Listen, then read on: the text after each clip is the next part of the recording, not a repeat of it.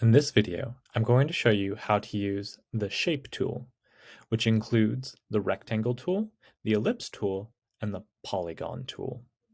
So, the Shape tool is located over in the Tools bar, and it is a variety of different tools, as I stated. It might be default set on the rectangle, which is Quick Tool M, but if I click and hold on it, you can see that it has a bunch of different versions of it. It has the rounded rectangle tool, which has curved edges, the ellipse tool, which is used to make circles and ovals, which is keyed to Quick Button L, the polygon tool, and the star tool. It also has the flare tool, which is a little bit silly, but some people use it to a good effect. And those are all different shapes, meaning that they are a bunch of anchors that are preset with paths set between them. So we'll start off with the rectangle tool.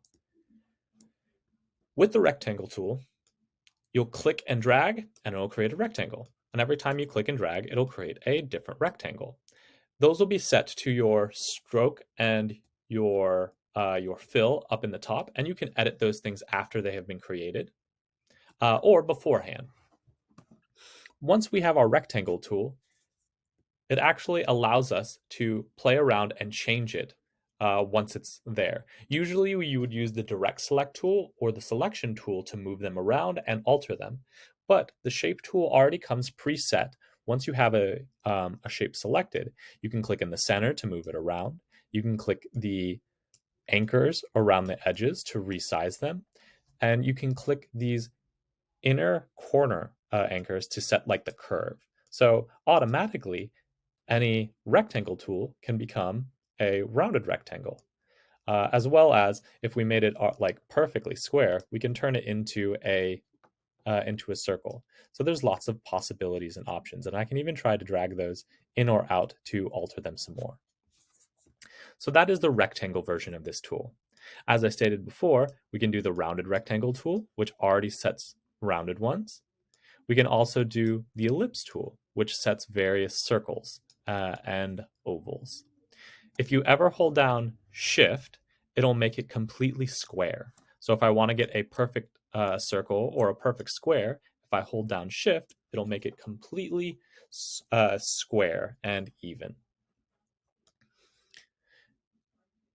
If I want to set down a specific tool, specific size, instead of clicking and dragging, I can just click.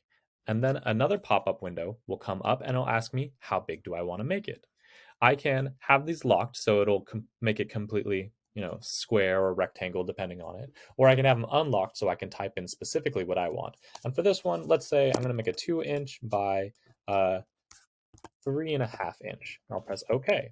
And you can see that it made a 2-inch by 3.5 inch rectangle. It comes in other ones, such as the polygon tool, which if I click and drag, it'll create polygons. If I click, it will set up and it'll ask me, what radius do I want this polygon to be created at and how many sides do I want. So I can give this as many sides as I want. Say maybe I'll make 20 sides of this. And you can see that it has created a rectangle, or it's created a polygon. I'm going to have to like zoom in pretty close to it, but you can see that it has 20 different sides to it, each with their own little curvatures. And I can kind of even alter that a little bit more. So there's a little bit more roundness. If I wanted to make kind of a semi-bumpy golf ball sort of thing, it's a little bit weird, but that was quicker than having to click to make a golf ball. The last of this tool set is the star tool. And same way, if I click and drag, it'll make stars.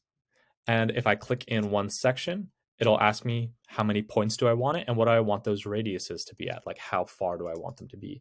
And maybe I want this to be an 8-pointed star, and I'll press OK, and you can see that it has made an 8-pointed star that I can then play around with the direct select tool or the move tool to alter and change these. And you can see I just made some really nasty, COVID looking thing.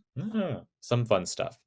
But that is the shape tool, including the rectangle tool, the rounded rectangle, the ellipse tool, the polygon tool, and the star tool.